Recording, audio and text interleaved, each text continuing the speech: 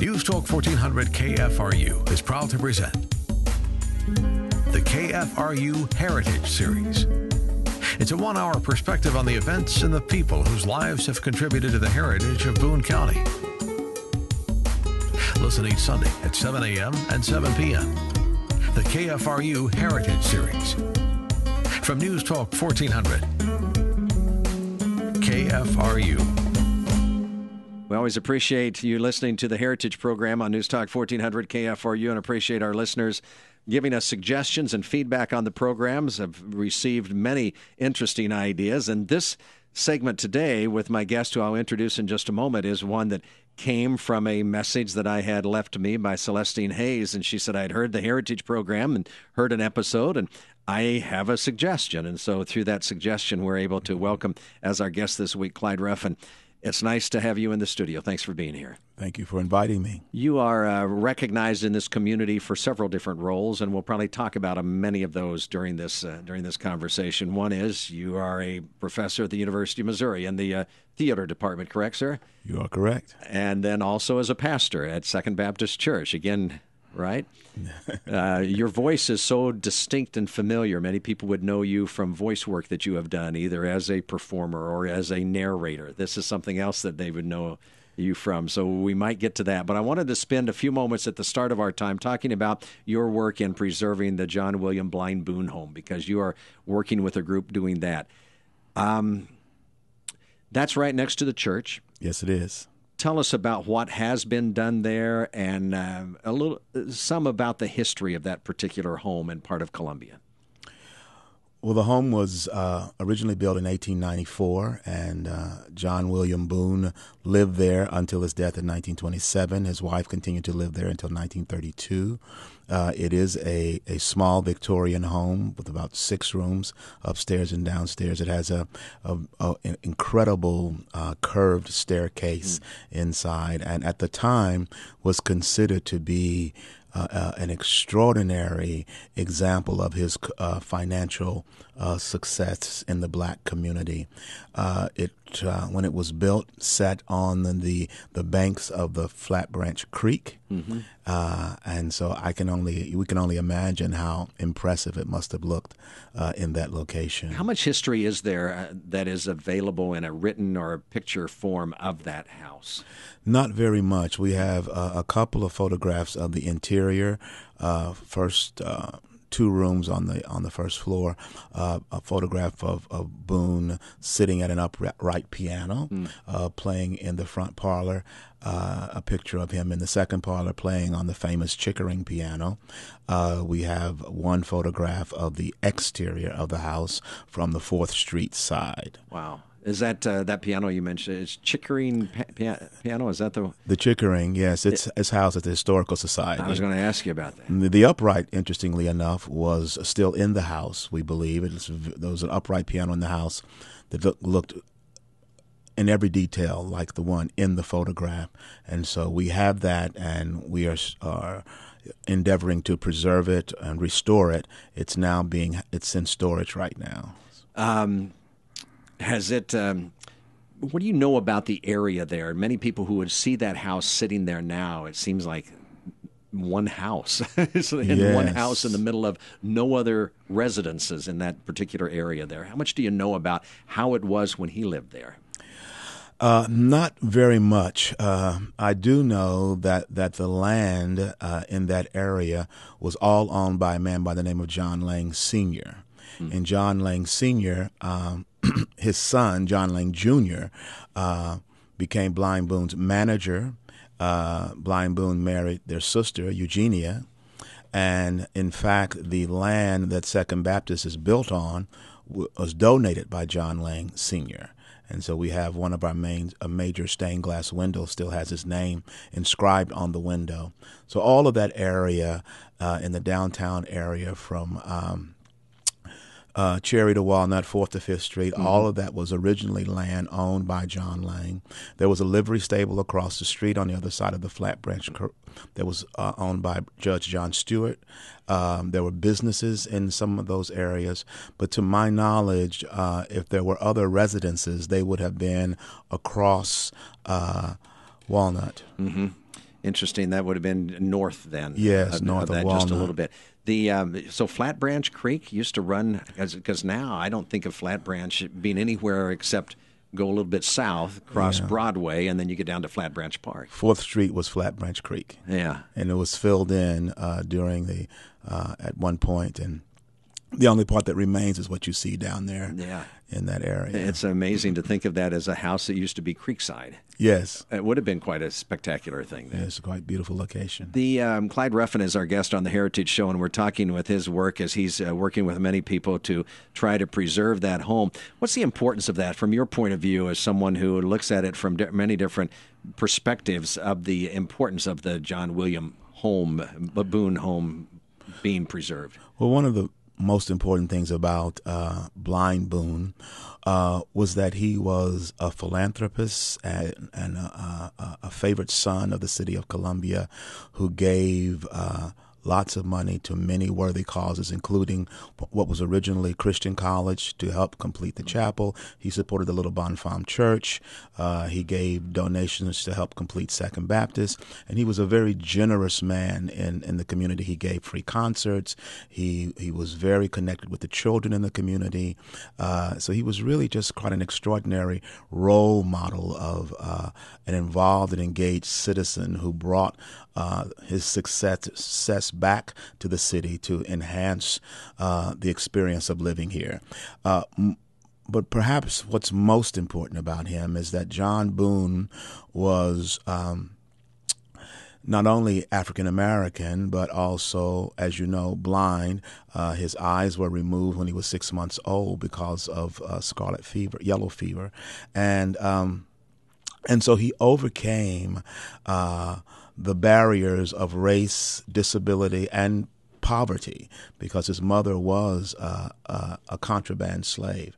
And so he stands as kind of a shining example that really speaks to his motto, which is merit, not sympathy, wins. And so that's how he lived his life. And so that continues to inspire even this generation today. At the time that he lived in the house, then from the late 1800s to 1927, when he passed away, I believe you said that was the year that he passed away. So he was at the peak of his time as far as an entertainer was concerned, and how well known he was. So he would have been traveling quite a bit. He traveled a lot. He gave so many concerts, and his music. When you hear his music played today, it is so dense in terms of the rhythms and the amount of notes that he played that he was known for just destroying pianos. And so, I mean, if he gave a concert on the piano, that was usually it. That was it for that piano. So there are lots of pianos around the area and around the country even where people state that he played. Was he born in Columbia? He was born in Warrensburg. Okay, that's what I thought. I didn't think he was here. Now, I'm maybe missing some of the story here, but as I understood it, wasn't he sent to St. Louis to work in some kind of he went to the school for the blind. Yes, but and then that was a school where also I think they worked. I'm not quite sure what opportunities he was going to get for showing his musical talent there, except he was able to start going to clubs and play. Yes, they were teaching him how to make brooms. Yes, that's what I thought I remembered. That's right. He was learning how to make brooms, but what led him to... was he just naturally gifted at the piano so that he was actually naturally gifted in music in general. He played more than just the piano. He played the banjo. He played other instruments. He could beat out rhythms with anything, and he was so gifted that if he heard a piece of music once, he could duplicate it note by note. And so that talent was manifested even before he heard the piano when he was living in St. Louis. Is he taught at the university? Are there professors or classes there where he has taught or appreciated the types of music that he brought to the country? Not that I know of. Not that I know of. I do know that there is a curriculum component that is taught in the Columbia Public Schools, and a former teacher by the name of Susan Altamari was responsible for writing the curriculum and getting it established in the, I believe it's the third grade curriculum, third and fourth grade curriculum. Do you know where he's buried? Yes, he is buried in the Columbia Cemetery. You know what? I walk through that regularly. I'm going to have to see if I can't find that. And we can talk about the cemetery for just a second, because that was an interesting place also where there were sections. The Jewish section, the black section, and I don't know if there are any other sections, but those are the two that come to mind that were set apart in a way. So I would imagine, is he towards the back there? He is towards the back, and his headstone is adjacent to John Lang Sr. and his wife. And just a few feet away, you'll find the headstone for James T. Scott. Yep. Is also in that area. Yeah, interesting. Let's, before we wrap up this and move on to another section or two, different parts of your experience as a member of this community, what is the update on the house? I think some people would think that the exterior of the Blind Boone home is done and in good shape, but the interior, as we hear from news accounts, is not in very good shape. What is your evaluation of the situation there? Yeah, the interior is just a shell, basically. It's a very beautiful shell. It still needs all of the wiring and all of the plumbing and all of the drywall and the flooring. It needs lots of work to bring it up to modern-day standards inside in terms of safety and efficiency, but also we're endeavoring to give it a period look so that when visitors visit at least the first floor, that they will see, at least in terms of the surface finishes, something that is very reminiscent of the period in which he lived there. The piano will be stored there. We have a number of historical photographs and awards and various things that represent his life that will also be on display there. Do you have an estimate of how much it would cost to get to where you would like to be with this house? Well, the plan is evolving again, and the original plan was $500,000. Even though it's a small house, when you begin to recreate the historical architecture inside, it gets to be a little pricey. Yeah. But we are endeavoring to reduce that amount so that we can move a little bit more expeditiously towards completion. And you'd like to have this as a museum or as a place where people could come and just get a real good indoctrination as to what he was all about and what this time period in music was all about? Well, it will be a dual-purpose museum. It will be what today is referred to as an interactive museum, in that, yes, there will be some historical documents stored there. Like I said, the piano will be there. There will be an opportunity to hear his music and see, a slideshow on his life and things like that. But we really want the house to be a gathering place for the community, so that there is energy and there's life in the house. There's a reason to go back and forth into the house. And so the traditional museum aspects of it will be minimal. Right. The main thing that we hope to do out of the house is to run an ethnography project for high school juniors, so that we will train high school students in the various methods of documenting the personal history, community history. They will reproduce their historical research or ethnographic research as creative writing, as video, as photographic exhibits. And so that's what's going to keep the house alive and energetic. And we feel that best represents what Boone endeavored to do when he was alive, because he was adamant about reaching out and connecting with children and young people. And so we want that part of his legacy to live in the house as well. See, I'm hearing things about him that I hadn't heard. I didn't know that he was so much interested in reaching out to the children. Did he do that by visits to schools or welcoming them into his house? How did he do this? Well, we've heard so many stories of how he would always use community children as his guides when he was in town. And so children loved him, followed him around. He was sort of like a Pied Piper. And he was there are stories of him walking through the streets of Columbia with a child on his shoulders who would tell him which way to turn. And they would be amazed that he would already know which way to go to get to the ice cream parlor or to get to the candy store. And so he was really just kind of, he was only 5 feet tall himself. But he was wide, wasn't he? Pictures, he was he like seems to be very big in 5 his by chest. 5. Yeah. And so you can imagine that the children thought that he was just a lot of fun. And he had a distinguished look to him. His hair kind of, at least the pictures I've seen, brushed back and kind of full behind him. Yeah, he had different looks because we have photographs of him with absolutely no hair. Really? As well, yeah. Did he have problems not getting through town because he was blind, but was his popularity something that helped him be accepted through all parts of town where maybe perhaps other blacks weren't during his time period? I think that's difficult to say. I do know that because of his philanthropy, that he was welcomed in some areas where perhaps others who were not as famous would not have been. But there's nothing's been written extensively about that particular aspect. All right, we'll take a break in a moment, but I want to fill in the gap from when he passed away. I would imagine that his widow still lived in that house for a while, but what else has that house been in the intervening time period from the early 1900s and 1920s to nowadays where for a while it sat empty, but what else was it? A funeral home, the Stewart Parker Funeral Home, and then later it became the Warren Funeral Chapel. So is there leftover remnants of funeral homes also on the inside of that house? There was. But no longer. A little spooky, but they've all been removed. Wow. Now that seems too mysterious to leave just out there. What was there? I mean, what was there that was spooky that had to be removed? Well, things. Oh, we'll leave it at that. We should save this one for Halloween and play it then.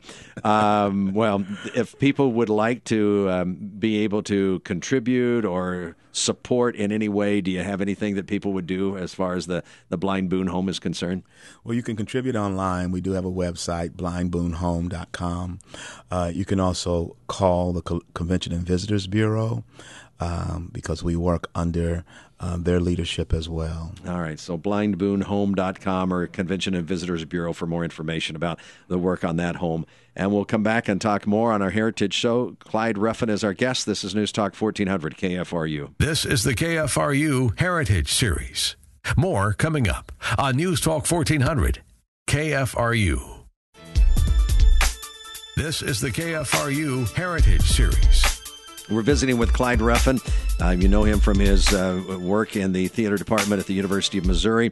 We talked in our first segment about the work he is doing with the Blind Boone Home and the others that are trying to preserve that and make it into an interactive museum and also a place where high school students would be able to do some research and appreciate more their community and the history of this area. And he's also the pastor of Second Baptist Church. I want to talk about that for a while in this segment because I'm as many interviews as we've done on the Heritage Show, we haven't tackled much with religion in this community, and so I'm glad to be able to do that.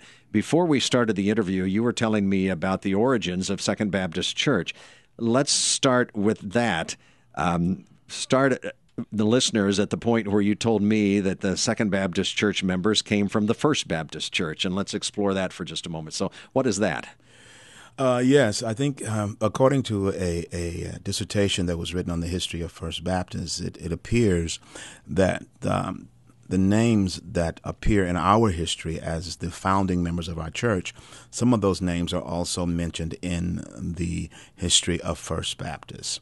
And the story is that those individuals, although they were enslaved at the time, were allowed to attend services. It was at that time it was not the beautiful structure that it is today. First Baptist was not. So there was no balcony anything like that to relegate the slaves to. So they sat on the main floor with everyone else. And there is even some indication that one of the slaves was allowed to bring a sermon at some point, and they were allowed to participate in the worship service equally. The only definitive evidence of how they were viewed by that original congregation is in the fact that when they decided to leave First Baptist immediately in 1866, right after the Emancipation Proclamation, that a couple of the members were given letters of dismission, which is still a tradition of the Baptist Church, that when you move from one congregation to the next, you can request what we call today a letter of transfer. I've heard those. Or a letter of dismission. And that's an indication that they were viewed with some degree of equality in that church. And so we today even still consider First Baptist to be our sister church. And so there have been many times over the years when we have done joint projects, community projects, combined services, and things like that as sister churches. First Baptist is a church. I grew up Baptist, so I'm kind of familiar with some of the Baptists. Many churches in this area would be Southern Baptist churches, but Right. I don't know if Southern Baptist was defined in that way right after the Civil War. Right. I don't know, but I'm just thinking First Baptist in Columbia is a bit more progressive than others, so it's an interesting idea of thinking that this was a church that had mixed races, even though if some were slaves, they still it would have been interesting to go back in time and to see what the attitude was towards that at that point. It would be indeed, but when I began to work on the history of our church, I went searching for evidence of the maltreatment of slaves in that church community as justification for leaving immediately after the Emancipation Proclamation and starting their own church. But I couldn't find anything that would suggest that. It was really just a matter of an opportunity now to have their own leadership, to be able to worship within a cultural tradition that spoke more clearly to them. And most importantly, what the history seems to reveal is that the commitment to education was so strong that they really wanted to pull out so that they could start their own school. And at that time, usually the school and the church occupy the same space.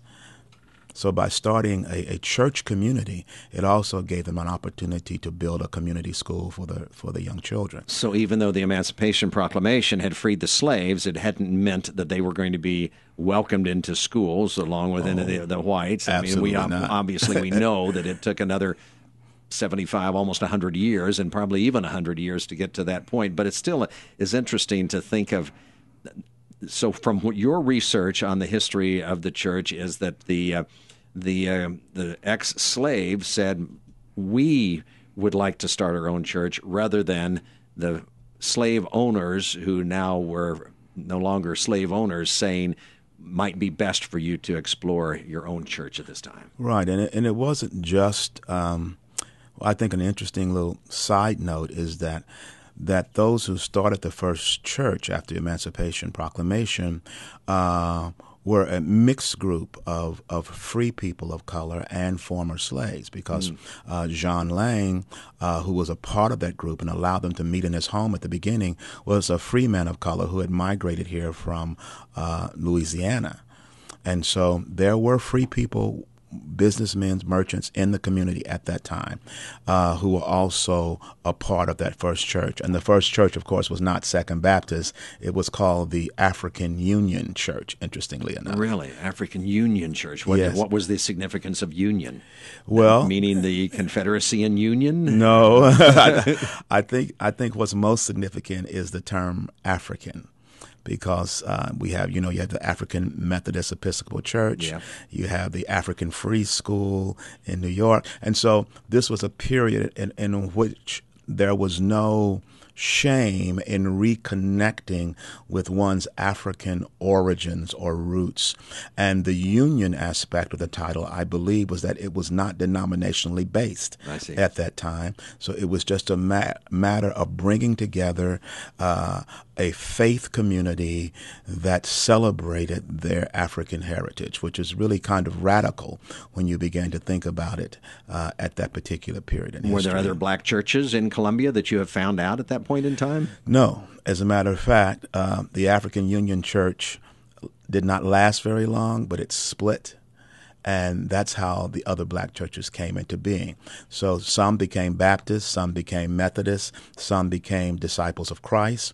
And so that's why you'll find that in terms of area churches, that Log Providence Church, as well as St. Paul's AME and Fifth Street Christian and Second Baptist, all have histories that began about the same time. Wow. Clyde Ruffin is our guest on our Heritage Show, and he's a pastor of Second Baptist Church. When First Baptist Church then, during the Civil War time, and some slaves were going to worship at that church with their owners, obviously the building wasn't the same that's there now, but was it in the same geographical location or similar to where the First Baptist Church is now on that east end of Broadway? Well, I hate to say yes, absolutely, because that's not a part of our history, so right. I'm not absolutely sure. I do know that originally the founders of First Baptist were out near the Bonfim area, so that much I'm aware of. Well, let's go to the Second Baptist, because I was going to follow that up with the question of the locations of the Second Baptist Church. How old is the sanctuary that you have worship in now?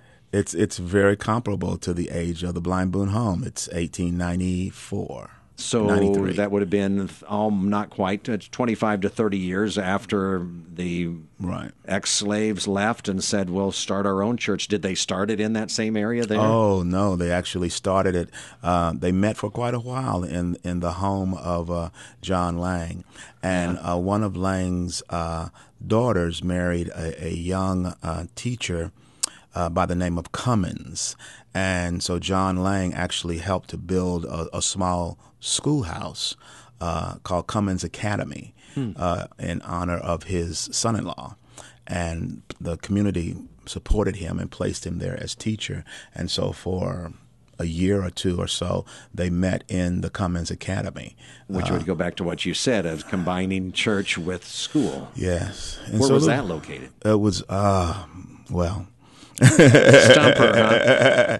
On Cherry Street. Okay. Okay. Yeah. And there, we are really just really trying to validate the history, and so I've just recently found some evidence that there was a structure built that was very near the present location of the courthouse that we didn't know about previously. And that it was, so we're still trying to confirm all of that. Estimate the size of the congregation. Was it bigger then than it is now? What kind of ups and downs have there been in numbers? There are no records. Really? No. That's a shame. No records. And as a matter of fact, even the Cummins Academy and the other locations of the church, there's nothing that we've been able to find that documents the size of the building or what the building looked like. The only thing we know is the lot number. And they didn't have rolls of church members at that time like they have now. Huh. They may have had them, but they're destroyed. You were talking to me again before we started our program about clerks who the church clerks would be in charge of the records, and that would probably have membership rolls and things like that. But there's difficulty because those clerks would keep those at home because of a space issue at the church. That's right. It was a very powerful position. Yeah, to be the church clerk. Is there still a church clerk at There Second still Baptist? is, and she keeps all of the minutes of the business meeting and the advisory board meetings and all of that. But now we get those records and we scan them. So they're stored digitally, even though she still likes to keep the notebook at her house. You mentioned also in our first segment talking about John William Blind Boone, how he supported the church. I mean, he contributed some to the building of that sanctuary there? He did. He gave the church a no-interest loan of $3,000 to complete the roof. Huh. Well, and when you consider that the church only cost, they estimate, $12,000 to build. Yes. That was a significant donation. How much change has there been to that church on that corner since its construction? Is it a lot different? I mean, looking at the outside of it, it looks like a beautiful, standard, traditional church with the great uplifting entryway there and the spire going up. People who come back after many years say it looks really pretty close to the way it looked originally.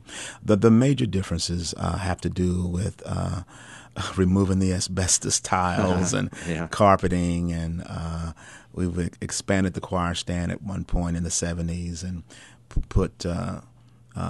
placed the traditional kind of white pews in there as opposed to the old wooden ones with no cushions. Yeah. And so some of the furniture issues are different, but in terms of the overall structure, in terms of the ceiling and the windows and all of that, it's all original. Has it grown in size much? You don't have much room to expand down there. We have no room to expand. We are landlocked. We do have an addition on the back of the church that houses the offices and classroom space and a fellowship hall and the kitchen. But the only thing we can do is go up because we can't go out. So. Unless you could buy the lot just to the west across the street there or use it as a parking lot now for church services. Wouldn't that be something to be able to have that? And you could do your expanding there. What's the church size now as far as membership? About 600. Yeah. But on an average Sunday, that's what we call active members. I understand. Yes, we we get about half that amount. That's still pretty good. I know some pastors that would trade what they get now of active members that would come up to half of their roll membership also. You have longtime members. I would guess that you have some members of that church that have been in that church for a long time. Yes, a few years ago, one of our longtime members passed away. She had actually joined the church in 1911. Wow. Yeah, as a little girl, and she remembered walking down the aisle to be baptized and all of that. Yeah, so now we have members who have been there since the 40s. Yeah, for the most part. Do you find churches used to be such an integral part of so many lives? Is it tough? I mean, is this church surviving strong with great financial support and great spiritual support? Well, we have great spiritual support, but the church fills the economy just like every other area of our lives, and so when people are not working, then they don't give as much. But we're fortunate that we are able to survive, and we are still solvent, and we're still paying the bills, and the lights are still on, and the ministries are still continuing, and so we feel extremely blessed in that regard. But as always, with a church of this size, there are always needs that are unmet and things that need to be purchased, and with an old building like this, it's over 100 years old. It's just a constant maintenance issue to keep it standing. Yeah, but it'd be a shame to not see it looking like it looks. Yes, so it's worth it. Has there been pressure from inside the church or outside the church to move or to relocate? No, absolutely not. No, absolutely not. I can't tell you. Don't even say that. All right, we'll edit that out. We'll get John Duncan, the producer and editor of this show, to edit that out. But you know what I mean, because there are other downtown churches. This is a downtown church, and there are several around there that sometimes feel the pressure of needing more room, needing to be able to expand. I know. We have 2 services on Sunday, and that's the way we expand, because we're not leaving that corner. All right. There you go. Be at rest. He squashed that pretty quickly. Clyde Ruffin is our guest. We're going to take our final break. We'll come back for another segment. You're listening to The Heritage Show, and you're listening to it as you do every Sunday morning and evening when we repeat it on News Talk 1400 KFRU. This is the KFRU Heritage Series. More coming up on News Talk 1400 KFRU. This is the KFRU Heritage Series. We're enjoying our visit with Clyde Ruffin. We've talked about his work with the Blind Boone Home and also as pastor of the Second Baptist Church. And I'm not sure where we're going to go in this final segment because there are other things that we can do. I hear you, and I know you from the involvement that you have with so many community projects. As you have a terrific voice, and you are oftentimes called upon to give that. It's a great sense of depth to this. Is this something that you have done since you've come to Columbia? Yes, yes. As a matter of fact, when I was chair of the theater department back in the early '90s, we decided to do a documentary on the life of Donovan Reinsberger, who was the founder of the theater studies at the University of Missouri. He was in his 90s at the time, and we wanted to establish an endowment so that we can award a Reinsberger scholarship while he was still alive, as opposed to waiting until he could no longer look at the students and shake their hand and all of that. And so that's what we did. And so in order to generate the funding for that scholarship program, we did a video documentary on his life. And I was chair at the time, and so I decided I would do the voiceover. And that was my first voiceover job. And I found out that there was something that I could do. Yeah, and you do it very well. You came to Columbia, you told me again, 30 years ago, 1982? Yes. Been in the theater department all that time? All that time. So what's that been like? What kind of changes have occurred in 30 years in the MU theater department? Well, we are a fairly traditional theater program in that we cover all of the basic academic areas: theater history, performance studies, the technical aspects in terms of scenic lighting, design. The major thing that has changed over the years is that we've also developed a playwriting program where we focus on the development of new plays. So that's been a major change and expansion of our scope. We also have branched out from the traditional training in acting 1, 2, 3, voice and movement. Now we offer courses in performance studies and ethnography, which is also a different direction for our department. So, and we have expanded our faculty tremendously. So you need to expand your building, don't you? Yes, we do. That's another little building project we need to work on. Talk about fundraising. That would be one that would be nice also. Sure. Because it seems like there's a lot packed into that small space right there at the campus of the University of Missouri. Now, you might be able to help me understand this more, but I think of the art. There's art that's put out on the lawn just to the, I think, north of the Reinsberger Theater. There's music. I've been there for the music. Used to have music rooms there. Is that all packed in there together? All packed in the Fine Arts Building. There are some other areas because music is everywhere. You know, it's all over campus and the dorms and various buildings. Art has other spaces as well, and so does theater. We have space across the street in the Fine Arts Annex. We also have studio space down the street in the old McKee Gymnasium. So we are outside of that building, but there is a major building project that the College of Arts and Science and the university at large has proposed to build a new school of music on the northeast corner of Hitt and University. Which is that's a small theater right now. It used to be a Baptist Student Union. Right, but that whole area, including the parking lot, will be the location for the new School of Music.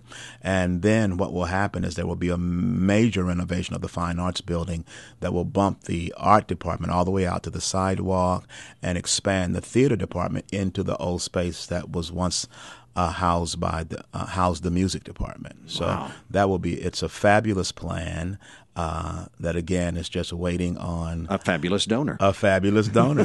How does it help to have the Missouri Theater? I'm not sure how I know it touches the music department quite a bit, but overall, I would suppose that the theater department might sometimes benefit from the Missouri Theater also. Well, the major benefit of acquiring the Missouri Theater is that alternative performance space was an original part of the building plans for the School of Music, and so now that has been taken out of the plan, which reduced the costs by quite a few $1 million. And so it makes the possibility of actually finishing the new School of Music and the renovation of the Fine Arts Building much more likely to happen in the next few years. How far along are they to raising the money that they would need to take the step that you said on that northeast corner of Hitt University? Well, it really depends on how you crunch the numbers, but the latest report is that they are maybe 2/3 of the way there. Oh, that's pretty good. You notice much different in the students from when you first came? Of course, you're 30 years older also, so I don't know how that changes your perspective on students or not, but anything that you notice about the makeup of the student in the theater department? Well, everything comes and goes in cycles. There are waves that come and go, especially when you're in the arts, because there are students who come who are naturally gifted, and they come, and then you miss them when they're gone, and you have to wait for the next wave of talent. So we endeavor to embrace their talent, to nurture it, to encourage them, to help them along the way, but you have to kind of wait on them to show up. But the major thing I've noticed is that we are much more diverse student population now, and so we have had to embrace that diversity in terms of race and culture and place of natural origin, and that has impacted how we teach theater, how the plays that we choose to do, how we do our outreach activities and various things like that. So that's been a very exciting development. Final question. What do you like about Columbia? What do you have to say about your experience in Columbia? And be brief in 60 seconds. That's an unfair, horrible question, isn't it? And say, now we've got 60 seconds. Well, I have 4 children, and I've raised all of my children here. When we moved here in 1982, my oldest daughter was in kindergarten. I had a baby that was 1 and one that was 3. And so I've just been so blessed and fortunate to see their growth and development here in the city of Columbia, as opposed to having to raise these daughters in St. Louis, which is where I came from.